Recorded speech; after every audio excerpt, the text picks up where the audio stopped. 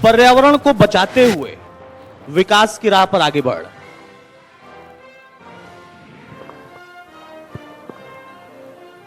एक प्रशासनिक अधिकारी के रूप में सरकार द्वारा सौंपे गए दायित्वों को पूर्ण करना हमारी जिम्मेदारी नैतिक भी बनती है, कानूनी भी बनती है।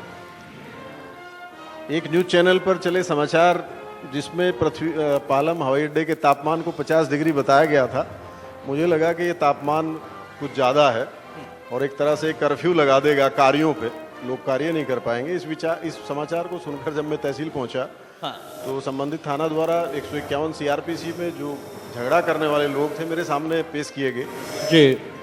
मैं उनसे झगड़े का कारण पूछा तो वो लोग लड़ने लगे मेरे सामने भी। तो मुझे लगा कि तापमान पृथ्वी का ही नहीं लोगों का भी बढ़ा हुआ है। तो वहां से एक विचार की उत्पत्ति हुई कि क्यों ना एक ऐसा कार्य किया जाए जो पृथ्वी के तापमान को भी कम करे और लोगों के तापमान को भी घटाए। जी। मन में विचार आया कि पृथ्वी का तापमान जैसा हमारे वनस्पति वैज्ञानिक बताते हैं कि वो वृक्ष लगाकर कम किया जा सकता है, लोगों का तापमान निश्चित रूप से मुझे लगा कि उनको कुछ रचनात्मक काम देकर के किया जा सकता है। तो वहां से एक हरित बंद पत्र की शुरुआत हो गई जी। अभियुक्त को 5 पेड़ और जो उनके 2 जमानती होते हैं एक पेड़ उनको लगाने की जिम्मेदारी, सामाजिक जिम्मेदारी दी जाने लगी। और इस विचार के चलते हुए लोगों ने 10,000 से अधिक पेड़ इस जनपद में लगा दिए। मुझे लगा कि ये लोगों के पृथ्वी के जो प्रदूषण है, पृथ्वी पर हो रहा जो प्रदूषण है उसको भी रोकेगा और लोगों का जो मानसिक प्रदूषण है उसमें भी कमी लाएगा। भाई जोरदार तालियां इस पर होनी चाहिए। अपने आप में बहुत उत्तम विचार आया था एक गलत समाचार चलने से। ये तो अद्भुत हो गया कि मतलब एक चैनल ने चलाया गलत समाचार और आपके मन में आया इतना बढ़िया विचार और अभियुक्तों को आपने देना शुरू कर दिया कि भाई ये है तुम्हारा जिम्मा, अब लगाओ इतने इतने पेड़। तो उस पर अब जो आपने डेटा एक तरीके से दे दिया, अपने आप में बड़ा परिवर्तन होगा और इससे सीख अधिकारियों को भी मिलनी चाहिए, सरकारों को भी मिलनी चाहिए, हम सबको मिलनी चाहिए। विचार हमारे मन में भी आ सकता है। शशि जैन जी, मैं चाहूंगा आप माइक ले लें। अध्यक्ष हैं आप अमरोहा नगर पालिका की, बहुत सारी कोशिशें कर रही हैं आप और लगातार 3 सालों से कुछ चीजों को परिवर्तित करने की कवायद है। कितनी सफलता मिल पाई है, कितनी उपलब्धि आपको लगती है अमरोहा के लिए हो पाए? सबसे पहले तो मैं पूरी इंडिया टीम का शुक्रिया अदा करती हूँ, धन्यवाद देती हूँ इंडिया न्यूज का सभी का कि आपने अमरोहा में अधिवेशन किया, क्योंकि लोग बड़े शहरों को तो चुनते हैं, छोटे शहरों को नहीं देखते हैं। तो आप बहुत बहुत बधाई के पात्र हैं जी। अमन की नगरी अमरोहा में जो पूरे दुनिया में भाईचारे के लिए मशहूर है, मैं इस शहर में आपका स्वागत करती हूँ जी। मुझे 3 साल हो गए नगर पालिका परिषद के अध्यक्षा बने हुए और मैं निरंतर शहर में विकास के कार्य कर रही हूँ और मुझे बराबर सफलता मिल रही है। मेरे अधिकारीगण, मेरे कर्मचारीगण सभी मेरा सहयोग करते हैं और यही कारण है कि मैं निरंतर विकास के कार्यों को करने में सफल हो पा रही हूँ। बहुत सी पहले परेशानियां थी, जैसे मैंने अमरोहा में अध्यक्षा पद प्राप्त लेने के बाद डोर टू डोर कूड़ा कलेक्शन की गाड़ियां चलाई और लोगों को हमने प्रेरित किया कि कूड़ा गाड़ी में ही डालें। बहुत विकट स्थिति थी, शहर में जगह जगह कूड़े के ढेर हुआ करते थे और उन सबको मैंने शहर को स्वच्छ बनाने में काफी हद तक सफलता प्राप्त की है जी जी। और एक बहुत बड़ी मेरे लिए परेशानी का कारण था कि अमरोहा के एंट्रेंस में जो महान संत गुरु गोविंद सिंह का चौक है जी जी, जहाँ कूड़े के ढेर हुआ करते थे और मैं जब से अध्यक्षा बनी तब से मेरे मन में पीड़ा थी कि किसी भी, चाहे मुझे कितना ही संघर्ष करना पड़े, मैं इस जगह का सौंदर्यीकरण करा के ही मानूंगी। और बहुत सारी परेशानियां आई, बहुत से लोगों का मुझे सहयोग मिला और आपने देखा होगा टीपी नगर चौराहे पे अब एक बिल्कुल भी कूड़ा दिखाई नहीं देता और आने वाले लोगों को बहुत अच्छा प्रभावित करता है वो चौक। तो इसी तरह शशि जी, अमरोहा की धरती में कुछ है क्या? मतलब अधिकारी यहाँ आते हैं तो इतना उत्तम विचार आ जाता है, आपके मन में भी वैसे ही प्रण और विचार आ गया जो है आपने भी ठान लिया? अमरोहा है ही ऐसा, अमरोहा अमन और भाईचारे का शहर है जी। यहाँ आप देख रहे हैं कि मुस्लिम बाहुल्य वोटरों के होने के बाद भी मैं नगर पालिका परिषद की अध्यक्षा के रूप में बैठी हूँ आपके सामने। तो ये बहुत बड़ी मिसाल है कि अमरोहा में भाईचारा बहुत है। देखिए, बहुत अच्छी बात है। पर्यावरण का प्रदूषण तो दूर करने के लिए जैसा बताया एसडीएम साहब ने कि वो प्रयास कर रहे हैं, लेकिन राजनीतिक प्रदूषण की जो बात अगर होती है और मानसिक प्रदूषण अगर उसमें घुस जाए, उससे अमरोहा अभी तक बचा हुआ है, जैसा शशि जी आप बता रही थी। सुमेधा जी, डॉक्टर सुमेधा हाँ जी, आचार्य, अच्छा, मैं आपको व्यक्तिगत तौर पर प्रणाम करता हूं। धन्यवाद। भारत जो गुरुकुल के वजह से पहचाना जाता था, भारत जिसकी संस्कृति गुरुकुल की, आपके मन में कैसे विचार आया? और जैसा मुझे बताया गया है, पता चला है कि एक हिस्सा है अगल बगल शायद जंगल है या गन्ने के खेत, कुछ हाँ जी, हाँ। ऐसे, बिल्कुल। और बीच में गुरुकुल जहां पर बहुत कुछ है। ये विचार क्या था और कैसे धरातल पर उतारा इसमें, और क्या क्या है? अभी मैं बहन जी से बात कर रही थी, शशि जी से, जी, और जैसा कि अपने सभी अधिकारीगण कह रहे हैं कि पर्यावरण प्रदूषण और वैचारिक प्रदूषण भी हम दूर कर रहे हैं, तो मैं ऐसा समझती हूँ कि जब तक अपने देश में गुरुकुल शिक्षा पद्धति थी, जी, तब तक ये देश संसार का गुरु था। बिल्कुल। और जब अपने देश में गुरुकुल शिक्षा पद्धति समाप्त होती गई, जी, मुझे लगता है कि शायद महाभारत के समय में गुरु द्रोण ने जब राजपुत्रों को, राज परिवार के पुत्रों को घर में आकर के पढ़ाया, जी, तो वो कोचिंग पद्धति थी, बिल्कुल, ट्यूशन की बिल्कुल। पद्धति थी, शुरुआत वहीं से और हुई। वो स्कूल पद्धति थी। जी, जब से अपने देश में शिष्य गुरु पद्धति अर्थात स्कूल पद्धति आई है, जी, पाश्चात्यों की देन है ये, जी, तब से ये देश शिष्य बन गया है, मुझे लगता है, जी, क्योंकि हम पश्चिम की ओर ही देखते हैं। वहां से जो भी चीज आयात होती है, जी, हम उसको ही महत्ता देते हैं जी, और उसको प्रामाणिक मानते हैं। जी, तो गुरुकुल की पद्धति का ह्रास होता हुआ देख करके, और विशेष रूप से मेरी बहनों के विषय में, जो नारियों के विषय में जो शिक्षा पद्धति होनी चाहिए, जी, वो तो अवश्य ही गुरुकुल पद्धति से होनी चाहिए, क्योंकि नारियों की दशा बहुत सारे समाज सुधारकों ने बहुत सुधारी, सरकार ने बहुत प्रयास किए, बहुत सारी योजनाएं बनी, उसके बावजूद भी नारी अब भी नंबर 2 का नागरिक है। बहुत सारे स्थानों पर नारियां आगे जा रही हैं, जी, परंतु बहुत संघर्ष करना पड़ता है। इन सब बातों को देख करके, और जो नारियों का उस समय था, जी, अब पिछले 10-15 साल में बहुत बदलाव आया है। देखिए, एक आपने प्रण लिया और उससे बदलाव आप भी महसूस कर रही हाँ हैं, जी। लेकिन संघर्ष अभी भी लंबा है। अभी भी लंबा है। जी, तो मेरे मन में विचार आया, पिताजी के सहयोग से। पिताजी ने कहा कि विवाह करेंगे। जी। मैंने कहा कि नहीं, विवाह में दहेज में जो आपको देना है, उसके बदले में आप मेरी बहनों के लिए एक गुरुकुल बना दीजिए। जी, मैं नारियों की स्थिति देख करके, नारियों की दुर्दशा देख करके मैं सचमुच बहुत आहत होती हूँ। और आज भी मेरी बहनों के साथ जो जिस प्रकार से व्यवहार होता है, घरेलू हिंसा होती है, दुष्कर्म होते हैं, साइबर क्राइम होते हैं, उनको देख करके मेरा दिल आज भी तड़पता है।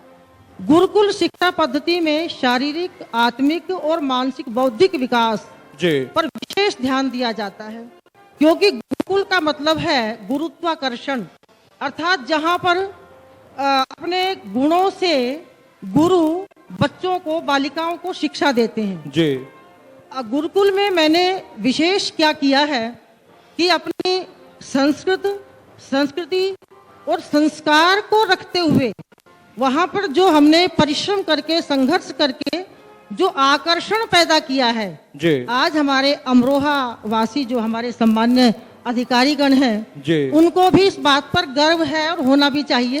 बिल्कुल कि होना चाहिए। 15 प्रदेशों से, 15 स्टेट से बालिकाएं जी। वहां पर आई हैं शिक्षा ग्रहण करने के लिए। आपके अमरोहा में 15 स्टेट से बड़ी आई बात है, इस पर भी जो तालियां उतनी महाराष्ट्र- शानदार। 15 महाराष्ट्र- स्टेट से अमरोहा में बच्चियां। महाराष्ट्र, उड़ीसा, मध्य प्रदेश, बिहार और अपना ये नेपाल और हरियाणा, पंजाब उत्तर प्रदेश के बहुत सारे जिलों से, वो संस्कृति और संस्कार ग्रहण करने के लिए अमरोहा से आई हैं। 800 बालिकाएं आपके निर्जन एकांत शांत वातावरण में, जंगलों के बीच में शिक्षा ग्रहण कर रही हैं। केवल शिक्षा ही नहीं, शारीरिक, आत्मिक और बौद्धिक विकास कर रही हैं, जिन्होंने सुमंगला जैसी प्रतिभा ने ओलंपिक में जाकर के कीर्तिमान स्थापित किया। जिस समय सुमंगला ओलंपिक में गई, मुझे लगता कि उत्तर प्रदेश से एक ही खिलाड़ी गया था, बिल्कुल बिल्कुल, और उसने अपने राज्य का उसको लक्ष्मीबाई अवार्ड भी मिला जी। एक बालिका हमने आईएएस पैदा की है, जिसने 8वां रैंक लेकर के आईएएस किया है, जी। तो उत्तराखंड उसने कैडर लिया है। और खेल जगत में, आर्चरी आदि में, योगासन में और शिक्षा जगत में अपनी जो अमरोहा वासियों को गर्व होना चाहिए, जहां कॉलेज में बहुत कम बच्चे होते हैं, और 125 बालिकाएं अपनी नेट और जेआरएफ हैं, जेआरएफ जूनियर रिसर्च फेलोशिप प्राप्त कर रही हैं। 75 बालिकाएं, 125 बालिकाएं आपका संस्कृत और संस्कृति पढ़ करके वो आगे बढ़ रही हैं। तो शिक्षा के कारण से ये जो उजियारा हम दे रहे हैं, और साथ में मानसिक और बौद्धिक विकास बालिका का कर रहे हैं, ये निश्चित ही बहुत बड़ा काम आप कर रहे हैं। और जैसा मैं कह रहा था, वैचारिक प्रदूषण को दूर करने वाला है। जी डॉक्टर सुमेधा, चर्चा हो रही है। धन्यवाद। मैं जो महसूस कर पाया, न जाने कितने लोग इस बात को महसूस कर पाए, यहाँ पर आपने संस्कृति और संस्कार का जिक्र किया। तीनों का समावेश गुरुकुल के अंदर है, और जहां तक मैं देख पा रहा हूं ये बच्चियां आपके गुरुकुल की ही हैं। हाँ जी, हाँ जी। और उनका व्यक्तित्व यहां से मुझे दिखाई दे रहा है। उन तीनों चीजों का समावेश जरूर है इसमें। इन बच्चों से भी बात करेंगे, लेकिन आप जब संस्कृत का जिक्र करती हैं तो आपका उच्चारण भी बता रहा है। मैं एक एंकर हूं, मेरे लिए बड़ा जरूरी होता है। मैंने 2 शब्द पकड़े आपके, आपने और बोला, और यही सही है, जबकि अपभ्रंश हिंदी ऐसी हो गई संस्कृति होने की वजह से और संस्कृति दूर होने की वजह से कि और बोलकर हम निकल जाते हैं। और नहीं, और होता है, बहुत नहीं होता है, बहुत होता है, और ये आपकी भाषा में दिखाई दिया। सुरेंद्र सिंह जी, खेल कोच हैं आप, जैसा मैडम ने बताया कि इनके यहां से बच्चियां हर क्षेत्र में विकसित हो रही हैं, निकल रही हैं। आपका भी प्रयास होगा तमाम प्रतिभाओं को आगे बढ़ाने का। कोई पर्टिकुलर एक खेल जिसमें आपको लगता है कि हाँ, इस क्षेत्र में आप काम कर रहे हैं, या खेल जगत के जितने भी हिस्से हो सकते हैं उन सबको आयाम दे रहे हैं? देखिए, सबसे पहले तो मैं आपके चैनल को धन्यवाद देना चाहता हूं कि आपने खेल विषय को या खेल के आदमी को आमंत्रित किया जी। उसके लिए मैं आपका आभारी हूं, क्योंकि खेल एक ऐसी चीज है जिसको अमरोहा जैसे जिले में जहां मैं रहता हूं कभी किसी ने प्राथमिकता नहीं दी। पिछले 30 साल से मैं बच्चों को खिला रहा हूं, लेकिन किसी ने शायद ऐसा है कि कभी 1 रुपए की भी या कभी पीठ भी थपथपाई हो कि आप एक अच्छा काम कर रहे हैं जी, कि कम से कम आपने हमें इस लायक समझा, उसके लिए मैं आपका आभारी हूं जी। शुरुआत मैंने अपने खेल की मैं बस छोटा था तो मेरे चाचा जी वॉलीबॉल खेला करते थे, मैं बॉल उठा करके लाता था। उसके बाद मैंने धीरे धीरे खेलना शुरू किया। सुविधाएं नहीं मिली, लोगों ने विभिन्न प्रकार की जो खिलाड़ियों को दी जाती हैं प्रताड़नाएं दी, तो उसके लिए मुझे क्या करना पड़ता था, मैं रात में अपनी प्रैक्टिस कर लेता था। अच्छा। रात में उठ करके अगर किसी ने देख लिया तो वो विभिन्न प्रकार की बातें करता था, लेकिन मेरे अंदर एक लगन थी कि नहीं, खिलाड़ी बनना है। छोटी सुविधाओं के अंतर्गत मैं राष्ट्रीय स्तर पर खेला 5 बार जी। उसके बाद मुझे लगा कि जो मैं नहीं कर सका मुझे बच्चों को कराना चाहिए। मैं एक गुरु राम राय पब्लिक स्कूल जनकपुरी में पीटीआई बना, वहाँ पर मैंने बच्चों को खिलाना शुरू किया। वहाँ से आगे जब मैंने देखा कि मुझे और आगे बढ़ना चाहिए, वहाँ स्कोप नहीं है जी, तो एक सिख इंटर कॉलेज नारंगपुर है जोया के पास, उसके अध्यक्ष हैं ज्ञानी हरिंदर सिंह थे जी। वहाँ पर समाजशास्त्र की जगह निकली, क्योंकि मैं राष्ट्रीय स्तर का खिलाड़ी था जी, और एनआईएस कर चुका था, डीपीएड मैंने कर रखा था, जितनी खेल की डिग्रियां थी वो सब मेरे पास थी जी। जब मैं उनके पास गया कि साहब मुझे मास्टर बनाइए, तो उन्होंने ये कहा कि आपको मैं मास्टर तो बना दूंगा, लेकिन तुम खेल के आदमी हो, आप क्या कर सकते हो, तुम्हें मेरे स्कूल को खेल में नंबर 1 करना होगा जी। तब मैंने उनसे वादा किया, क्योंकि उन्होंने मुझे पहचाना कि ये लड़का कर सकता है जी। और 91 में मुझे समाजशास्त्र का लेक्चरर उन्होंने बना दिया जी। 91 से ये सिलसिला जब चालू हुआ, मैंने बच्चों को सिखाना शुरू किया, तो ग्राउंड की व्यवस्था नहीं थी। आप आज भी देखते हैं, आज भी अमरोहा जैसे उसमें हालांकि अब हमारे जो खेल मंत्री चेतन चौहान जी रहे हैं, अंतर्राष्ट्रीय खिलाड़ी थे, जी उनके प्रयासों से इतना हुआ कि हमें एक स्टेडियम मिल गया। उनसे पहले किसी ने कुछ नहीं किया था। वो मैं उनके इस बात को बड़ा धन्यवाद देता हूं कि कम से कम उन्होंने इतना प्रयास किया कि हमारे जिले को एक स्टेडियम तो दे दिया उन्होंने। जी मैंने अपने अध्यक्ष जी से कहा कि साहब इतने छोटे ग्राउंड में प्रैक्टिस नहीं हो सकती, तो हमारा कॉलेज के पास बहुत ज़मीन थी। हमारे अध्यक्ष जी ने हमें 400 मीटर का ग्राउंड दे जी दिया। उन्होंने 400 मीटर का ग्राउंड दिया और तभी से खेल शुरू हो गया। आज जो चेतन चौहान साहब ने एक स्टेडियम दिया है, उसके अलावा अगर 400 मीटर का कहीं ग्राउंड है तो सिख इंटर कॉलेज नारायणपुर में है। और वहाँ से ऐसी ऐसी प्रतिभाएं निकली कि वहाँ से एथलेटिक्स का दौर शुरू हो गया और हमने चैंपियनशिप लेनी शुरू कर दी। जब डिस्ट्रिक्ट ये तो होना ही था सुरेंद्र जी, क्योंकि आपने जो बचपन में विचार उत्पन्न किया था या फिर आपने जो समस्या झेली थी, उसके बाद तो आपको करना ही था और आपने करके दिखाया। डिस्ट्रिक्ट मुरादाबाद हुआ करता था। उस जमाने में केंद्र सरकार की एक स्कीम थी कि जो स्कूल जिले में चैंपियन बनता था उसको 20,000 रुपए मिलते थे। जी वो 20,000 रुपए लेने हमने हर साल शुरू कर दिए। उससे हमने अपना सामान खरीदना शुरू कर दिया। जिस सामान की हमें जरूरत पड़ी, हमारे अध्यक्ष क्योंकि वो खेल से बहुत ज़्यादा रुचि रखते थे, उन्होंने हमारी मदद की और मैं इस स्तर पर बच्चों को ले गया कि आज मेरे एक गांव में 2 इंटरनेशनल खिलाड़ी हैं। हर गांव में ज्यादातर नेशनल खिलाड़ी हैं। चलिए, ये बड़ी बात है, इस पर भी तालियां भाई। और अब मैं, क्योंकि उन्हीं का लड़का ज्ञानी हरिंदर सिंह जी थे, उन्हीं के बड़े लड़के सरदार हरबख्श सिंह उस स्कूल के अध्यक्ष हैं जी। और उन्होंने मुझे प्रधानाचार्य बना दिया उस स्कूल का। चलिए तो मैं ये देख रहा, अब मैं ये करके जाऊंगा अपने समय में कि हर गांव में मेरा राष्ट्रीय स्तर का खिलाड़ी होना चाहिए। ये टारगेट अगर आपने तय किया है तो मुझे पूरी उम्मीद है और मैं अभी से शुभकामना आपको दे रहा हूं। और जहां मैंने शुरुआत की, मैं मैडम के पास जाऊं उसके पहले मैं फिर से उसी कुर्सी पर लौट के आऊंगा। सवाल अभी नहीं लूंगा एसडीएम साहब, लेकिन मैं ये देख रहा हूं कि पहला सवाल वहां से एक विचार, दूसरा सवाल यहां भी एक विचार की उत्पत्ति। पहला आपको विचार आया तो आप मैन ऑफ ग्रीन टी बन चुके हैं। मैडम ने एक लक्ष्य तय किया, ये भी अपने आप में एक विचार ही था। डॉक्टर सुमेधा, इन्होंने जो बातें कही वो भी एक विचार ही था। और सुरेंद्र जी ने जो बात कही ये भी एक विचार ही था। अमरोहा की धरती में वाकई विचारों की ताकत है। मैम, मैं आपसे जानना चाहूंगा, अलका रानी जी आप अध्यक्ष हैं जय भोले स्वयं सहायता समूह की। जब स्वयं सहायता समूह का जिक्र होता है तो ये तो स्पष्ट है कि यह विचार है। क्या करते हैं आप लोग इसमें, किस तरीके से और किन लोगों के लिए करते हैं? हम ऐसा करते हैं सर, मेरा समूह 2013 माइक अपने करीब कर लो। हाँ 2013 का है और उसमें मैंने 100 रुपये से स्टार्ट करा। जी। 15 सदस्य हैं। 15 सदस्यों में हमने मतलब इतने दिन हो गए चलते चलते कि मेरे समूह में अब 4,88,000 के करीब है और 19,950 रुपये और मैं इस महीने जमा करूंगी। जी। इसमें हमने ऐसा करा कि छोटे छोटे पहले थोड़ा थोड़ा जो करा और आपस में आदान प्रदान करा। ये आपस में आदान प्रदान कौन लोग हैं, किनको, क्या महिलाएं हैं सिर्फ? वही महिला हैं जो हमारे 15 कैंडिडेट हैं जी। उनमें ऐसा है कि कोई अपना दुकान चलाने के लिए लेता है, कोई अपनी कृषि कार्य के लिए लेता है, कोई मतलब बेकरी के लिए, ऐसा करके हमारे थोड़े थोड़े में हमने किसी और से कुछ नहीं लिया और अपने ही पैसे से आज हम इतने उसमें पहुंच गए हैं। सरकारी सहायता कहीं से मिल पाती अभी है? कुछ नहीं, अभी नहीं लिया आप लोगों ने, अपने दम पर आप कर रहे हैं? अपने उससे। और हमारा था सर, बीच में कभी कभी ऐसा कह देते थे कि हम अभी इस समूह को बंद करेंगे जी। पर मैंने उनसे कहा कि अगर आप बंद करना चाहते हो तो खुशी से कर लो, पर हम उस समूह को बंद नहीं करेंगे जी। तो अब जाकर हमारा ये समूह है,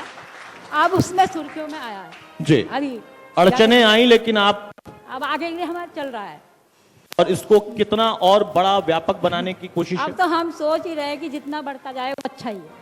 तो उसमें सफलता मिल रही है, गति हाँ, तेज है मिलती है सर, समय पे पैसा मिलता है। 8 तारीख में मैं पैसा ले लेती हूँ समूह वालों से और उसके साथ मैं ब्याज के देते हैं वो लोग।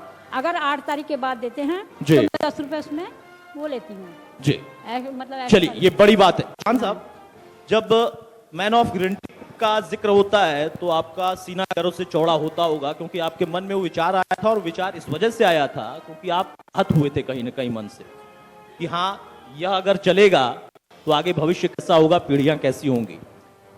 किस तरीके से इसको आप लोग, चूंकि आप अधिकारी हैं, बहुत सारे आपके यार मित्र होंगे, बहुत सारे आपके कलीग्स होंगे, तो क्या आपको लगता है कि यह विचार वहां तक भी आपने पहुंचा दिया है, सिर्फ अमरोहा तक सीमित नहीं रखा है, तैयारी है? विचार की शुरुआत आजाद से की गई थी। जी ये विचार फिर अपने आप बढ़ेगा। जब हम इसको पीछे देखते हैं तो हमें लगता है कि इसमें अब 7+2 स्टेप्स बढ़ चुके हैं।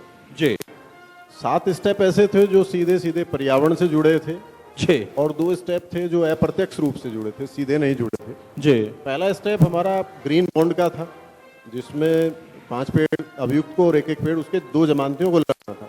जी दूसरे स्टेप के रूप में हमने नौगांवा सादात तहसील की जो बिल्डिंग थी उसको वहाँ की नगर पंचायत की मदद से वृक्षारोपण और जल संरक्षण के नारों से पुतवाया, ताकि आने वाले लोग उससे सीख ले सकें, समझ सकें कि ये भी एक काम है। जी तीसरे स्टेप के रूप में हमने वहाँ के ग्रामीण क्षेत्रों के स्कूल कॉलेजों में जल संरक्षण और वृक्षारोपण की रैलियां निकाली, जिसमें जन सामान्य को हम लोगों ने उसमें शामिल किया। चौथे स्टेप के रूप में हम लोगों ने गांव-गांव से ऐसे लड़कों को चुना जो समाज के लिए कुछ योगदान करना चाहते थे। छोटे गांव में 5 और बड़े गांव में 10, इस तरह से लगभग नौगांवा सादात तहसील में 1000 लोग जुड़ गए जो इस काम में आना चाहते। 1000 लोग। जी नेक्स्ट स्टेप के रूप में हम लोगों ने इसमें अपने जो राशन डीलर्स हैं उनके बारे में सोचा गया कि 80% लोग उपभोक्ता के रूप में उनसे जुड़े हुए हैं, क्यों ना उनकी मदद भी पर्यावरण सुधार के लिए ली जाए। जी हमने राशन उपभोक्ताओं के पास एक शपथ पंजिका रखवाई, जिसको वृक्षारोपण और जल शपथ पंजिका कहा गया, जिसमें वो आने वाले उपभोक्ताओं को राशन देने के साथ साथ शपथ भी दिलाते थे। जी और उसका प्रभाव ये हुआ कि जो एक कटुता थी एक उपभोक्ता और राशन डीलर के बारे में, जी उसमें भी काफी कमी आई। दोनों लोग एक बेहतर सोचने लगे और हमारे राशन की समस्याओं में भी उसको लेके कमी आई। फिर एक नेक्स्ट विचार ये निकला कि जो उत्तर प्रदेश सरकार द्वारा वृक्षारोपण किया जाता है 22 करोड़ 25 करोड़, पिछली बार 30 करोड़, महसूस किया गया कि जो पौधे सरकार द्वारा लगाए जाते हैं सरकारी सिस्टम मीन्स हमारी ग्राम पंचायतें अकेले के बल पर या वन विभाग उनको शायद नहीं बचा पाता, सर्वाइवल उतना नहीं हो पाता। सर्वाइवल को बढ़ाने के लिए सोचा गया कि क्यों ना इसमें जन सहयोग लिया जाए। जी जी तो हम लोगों ने एक कदम के रूप में वृक्ष सुरक्षा बंधन करके एक अभियान चलाया और लोगों से जिसमें आह्वान किया कि जो सरकार द्वारा आपके घर के पास, खेत के पास, आपकी पशुशाला के पास पेड़ लगाए गए हैं, कम से कम 5 पौधों को रक्षा सूत्र बांधकर उनको पालने की जिम्मेदारी आप लीजिए। कई सारे लोग इसमें आगे आए और निश्चित रूप से कुछ ना कुछ पौधों का संरक्षण हुआ। मैं इसमें उल्लेख करना चाहूंगा कूड़ा माफी गांव का। वहाँ के 2 लेबर क्लास आज भी, मुझसे वार्ता भी होती है उनकी, आज भी वो लगभग 700 पौधों को पानी देते हैं, उनको पालते हैं। मजदूर व्यक्ति हैं लेकिन उनके जज्बे को मैं सलाम करता हूँ, आज भी उस काम को कर रहे हैं। जी जी नेक्स्ट स्टेप के रूप में हम लोगों ने इसको लिया कि अपने ऑफिस के बाहर मैंने महसूस किया कि बहुत सारे लोग धरना प्रदर्शन करने आते हैं, किसान यूनियन है या दूसरी यूनियनें हैं, या लोग हमसे मिलने आते हैं। तो हम लोगों ने अपने ऑफिस के बाहर एक शपथ लिखवाया जिसमें एक हाथ का चिन्ह बनवाया और उसमें ये अनुरोध किया गया कि भाई जब भी आप इस ऑफिस में घुसें या जब भी ज्ञापन देने आए या जब भी हमारे यहाँ धरना देना है अपनी समस्याओं को लेकर, आप सारे लोग पहले शपथ लें। यहाँ की किसान यूनियन के एक गुट ने इस काम को अपने सारे समारोह में करना भी शुरू कर दिया, जैसा उन्होंने मुझे जानकारी दी। तो कहीं ना कहीं वो जागरूकता फैलाने का ये 7वां कदम था इस तरह से हमारा। +2 स्टेप हम उनको कहते हैं जो सीधे सीधे वृक्ष लगाने से तो नहीं जुड़े, पर वो कहीं ना कहीं वृक्ष बचाने से जुड़े। बिल्कुल बिल्कुल। सरकार द्वारा पीडीएस प्रणाली में एक आमूलचूल परिवर्तन किया गया था कि सारा सिस्टम ऑनलाइन हो गया था। ये देखा गया इस आमूलचूल परिवर्तन के दौरान ऐसी बहुत सारी गलतियां होंगी जिसमें उपभोक्ताओं के राशन यूनिट कट गए, कार्ड कट गए। इस तरह की शिकायतें लगातार 100-150 प्रतिदिन आती थी। तो हमने इस पे सोचा कि आखिर इसको किया कैसे जाए। जी हमने पेपरलेस बनाने का एक विचार बनाया और एक रजिस्टर रखवा दिया तहसील में, जिसमें कोई व्यक्ति जिन सूचनाओं का डाटा उसको फीड किया जाता था ऊपर कंप्यूटर ऑपरेटर के पास, जी जी, और जिसके बारे में शिकायतें भी मिलती थी कि वो जिनका जो व्यक्ति उसको मोबिलाइज करता था मतलब उसी का काम करता। मैं ये मानूं चौहान साहब कि आप बड़े स्मार्ट आदमी हैं। आपके मन में आया विचार और फिर आपने लोगों के मन में उसको स्मार्टली डाल दिया है और बाध्य कर दिया है कि भाई सिर्फ विचार है नहीं, वृक्ष लगाओ भी और वृक्ष बचाओ भी, ये जिम्मेदारी भी तय कर दी है। जी जी जी। तो उसमें हम लोगों ने एक पेपरलेस व्यवस्था बना दी। जो डाटा फीड होना था ऊपर, मैन टू मैन कांटेक्ट खत्म कर दिया। जी। शाम तक जितना डाटा दर्ज होता है इसको व्हाट्सएप के माध्यम से डीएसओ ऑफिस भेजा जाता और अगले दिन उसका समाधान कराया जाता है। यानी हम एक शिकायत के निस्तारण में 2 पेपर इस्तेमाल करते थे। यहाँ पर पेपरलेस व्यवस्था होने से 13,000 उपभोक्ताओं की समस्याओं का समाधान हुआ और 26,000 कागज बचे। मुझे आत्मसंतोष हुआ कि कम से कम एक पेड़ तो बच ही गया होगा अगर इतने पेपर बचा ले गया।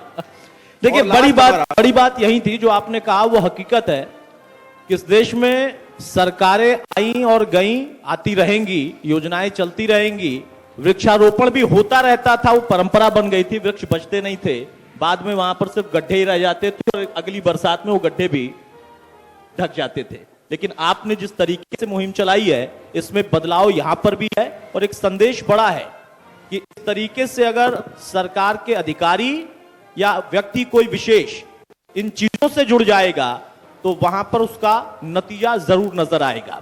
शशि जी, जैसा जॉन साहब ने बताया, आप भी अपनी एक कोशिश कर रही हैं, इस तरीके के अधिकारी या आप जैसे जनप्रतिनिधि अगर तालमेल बिठा लेते हैं तो उसका परिवर्तन होने के बाद नतीजा बहुत जल्द दिखाई देता है। अमरोहा को विकास की पहचान और किस तरीके से दिलाना चाहती हैं?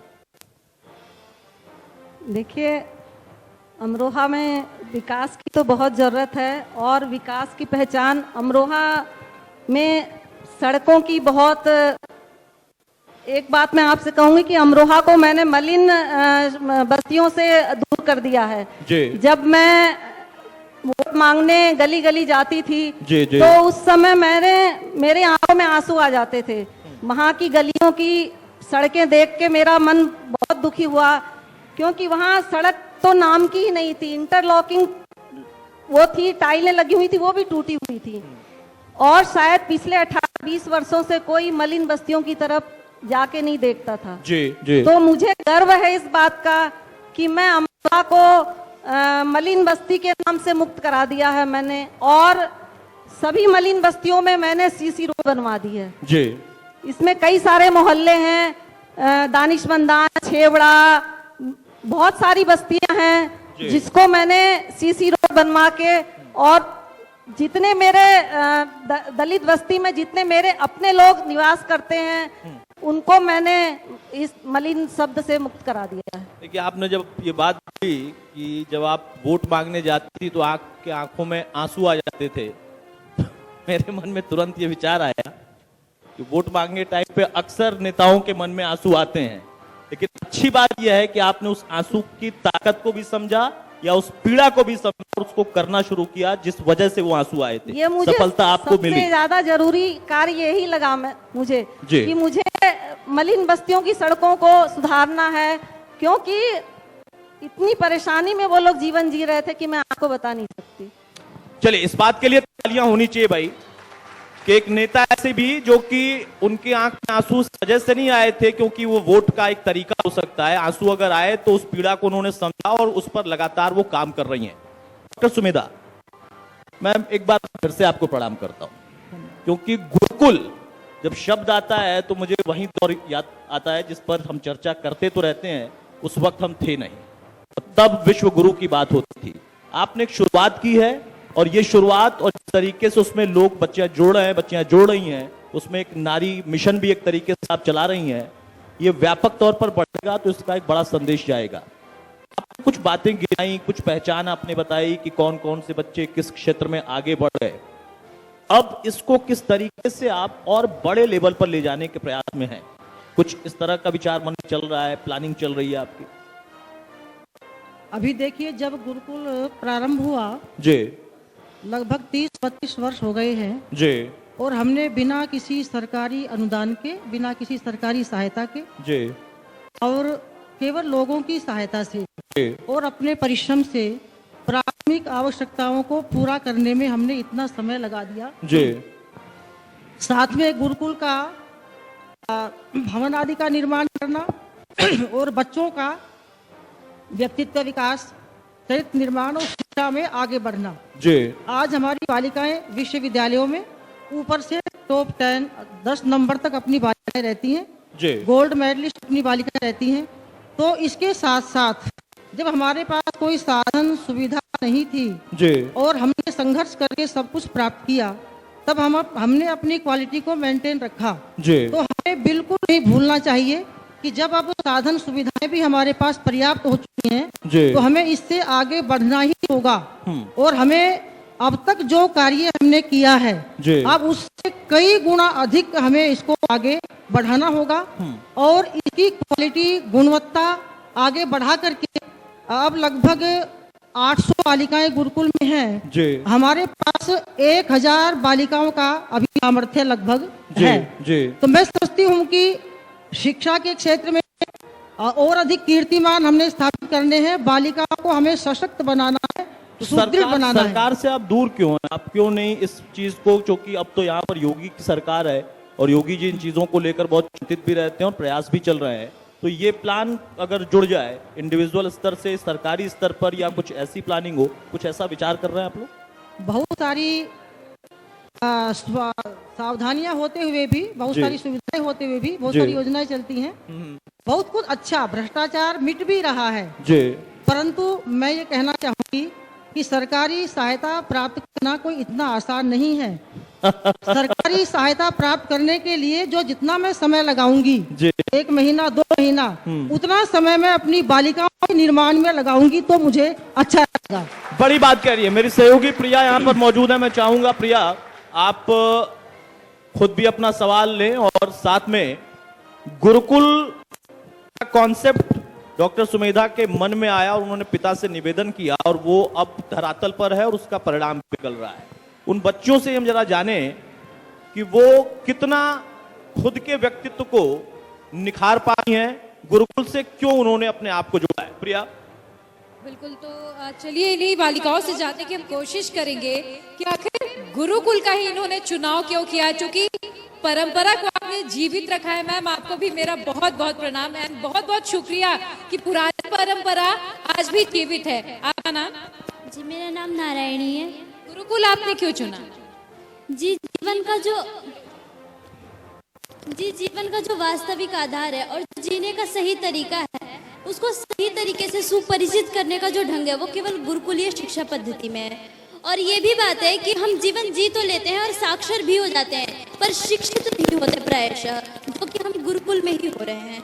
और जो सुरक्षा, संस्कार और शिक्षा है, इन तीनों साकार के मेल से जो हमें शिक्षित किया जा रहा है वो मानव पूंजी, मानव विकास, मानव संसाधन है। और ये राष्ट्र के सशक्तिकरण और उसके विकास का एक अत्यंत महत्वपूर्ण पहलू है। देखिए मुझे लगता है अतुल, अंतर साफ तौर पर आप इनकी बातों से ही समझ सकते हैं कि मैं प्रिया एक चीज और यहाँ जी, पर जानना चाहूंगा और दर्शकों तक ये बात पहुंचाना चाहूंगा। जब गुरुकुल का जिक्र आता है तो गुरुकुल परंपरा वो होती है जहां पर आपको उस दौर में टाट पर बैठना है या जो भी व्यवस्था करनी है जमीन पर बैठने की, तो साफ सफाई की व्यवस्था भी वो बच्चे ही करते थे। अब दौर ये हो गया है कि खुद हम टीवी चैनल वाले दिखा देते हैं कि फला सरकारी स्कूल में बच्चों से कराया जा रहा है, बाल श्रम कराया जा रहा है। ये सच्चाई है, कई बार गलतियां होती हैं तो उन चीजों को हम दिखाते भी हैं, लेकिन जब गुरुकुल की परंपरा आती है तो वो जीवन का हिस्सा था, क्योंकि सिर्फ पढ़ाई नहीं, व्यक्तित्व निर्माण और सब कुछ सिखाने की बात थी। क्या ये चीजें भी गुरुकुल में है, जानना चाहेंगे? हमारे गुरुकुल में वो सारी व्यवस्थाएं हैं जो मनुष्य को आनी चाहिए। तो आपको तो नहीं लगता कि मतलब बाल श्रम कराया जा रहा है या? जी ऐसा बिल्कुल भी नहीं है। यदि यहाँ तो केवल वो चीजें सिखाई जाती हैं जिन्हें हम सीखने के बाद पंगु रह जाएंगे। ये वो चीजें हैं जो बड़ी बात है, इस पर तालियां बजाएं। और भी यहाँ पर बालिकाएं उनसे भी समझने की कोशिश करेंगे। आप मुझे बताइए, गुरुकुल आपको स्वावलंबी बना रहा है? वास्तविकता में गुरुकुल हमें स्वावलंबी बना रहा है। मनुष्यों को जीने के लिए स्वावलंबन बहुत अधिक आवश्यक है। जब तक हम स्वावलंबी नहीं है, कुछ कर डिपेंड होना बहुत ही बड़ा अभिशाप है किसी व्यक्ति के लिए। जैसा कि हम नारी सशक्तिकरण में जानते हैं कि किसी भी नारी को अपनी आवश्यकताओं को पूरा करने के लिए समाज में पुरुषों पर आश्रित रहना पड़ता है। गुरुकुल में हमें वो सिखाया जा रहा है कि हमारे हर एक चीज खुद पर आश्रित होकर कर सके और अपने जीवन में आगे बढ़ सके। देखिए अतुल, मुझे लगता है हम नारी सशक्तिकरण की बात करते हैं तो मुझे सबसे ज्यादा सशक्त नारियां यहीं की लग रही हैं। बिल्कुल। गुरुकुल में कैसी सुविधाएं आपको? गुरुकुल में वो सुविधा मिलती है जो बाहर शायद कभी नहीं मिल सकती। यहाँ तक कि हम स्कूलों को देखते हैं, इतनी ज्यादा फीस होती है उनकी वहाँ की, पर फिर भी वहाँ पर मानव नहीं बनते, वहाँ पर मानव के नाम पर मशीन बनती है। पर यहाँ पर जहाँ हमारा गुरुकुल ऐसा है जहाँ संदीपनी मुनि के आश्रम में कृष्ण गार्गी जैसी विदुषियां पैदा होती हैं जो कि आज सभी से जाकर के टक्कर ले सकती हैं। आज भले ही चाहे हमारा देश छठी अर्थव्यवस्था पर हो पूरे विश्व में, पर फिर भी आज हम इतने ज्यादा सशक्त हैं गुरुकुल की बालिकाएं कि यदि वो किसी राष्ट्र के निर्माण में लग जाएं तो वो अकेली पूरे राष्ट्र को, पूरे विश्व के कुछ एक ऐसा आदर्श के समान प्रस्तुत कर सकती हैं जिसका मुकाबला कोई कर ही नहीं सकता। क्या बात है, जोरदार तालियां भाई इस बात जोरदार पे। तालियां होनी और चाहिए। ये गुरुकुल की परंपरा की वजह से इस तरीके का व्यक्तित्व, इस तरीके का विश्वास और ताकत। हाँ प्रिया, और जल्दी मुझे लगता है कि हिंदी के भी हमसे मुरीद हो गए ये लोग, जिस तरीके की हिंदी बोल रहे अतुल, शायद आज के दौर में हमें ऐसी हिंदी बहुत कम देखने के लिए। एक बार फिर से जोरदार तालियां होनी चाहिए। गुरुकुल में आपको क्या क्या सुविधाएं मिलती हैं? गुरुकुल में सबसे ज्यादा आपको क्या पसंद है? गुरुकुल में जैसे मैंने बताया कि हमें हर प्रकार की सुविधा मिलती है और शायद हमें बाहर कभी ना मिल पाती। गुरुकुल में हमें जीवन की जो आधारभूत जो सारी सुविधाएं हैं वो सब मिलती हैं। जैसे अगर हम बाहर भी पढ़ते तो बाहर शिक्षा तो सभी प्राप्त करते हैं, वैसी शिक्षा हम भी बाहर प्राप्त कर सकते थे, लेकिन जैसे बाहर बच्चे छोटे से ही पढ़ते हैं तो उनके मन में, सबके मन में शिक्षा का उद्देश्य क्या होता है? सिर्फ नौकरी प्राप्त करना होता है। हमारा उद्देश्य सिर्फ नौकरी प्राप्त करना नहीं होना चाहिए। जब तक हमारा उद्देश्य सिर्फ नौकरी प्राप्त करना होगा तब तक समाज में सिर्फ नौकर ही पैदा होगा, मालिक नहीं। तो हमें डॉक्टरों का भी डॉक्टर बनना है, इंजीनियर्स का भी इंजीनियर बनना है, हमें सिर्फ किसी का नौकर बन के नहीं रहना है। बस आपने एक शब्द का, प्रिया एक मिनट, आपने एक शब्द का इस्तेमाल किया, बहन। क्या मैं इसको ऐसे समझूं कि आपके गुरुकुल में ये एक तय मापदंड है कि आपस में एक दूसरे को बहन कहें? आप में रिश्तों को मजबूत करने वाली एक सोच है, क्योंकि बाकी स्कूलों में दोस्त बनते हैं, बहन और भाई नहीं।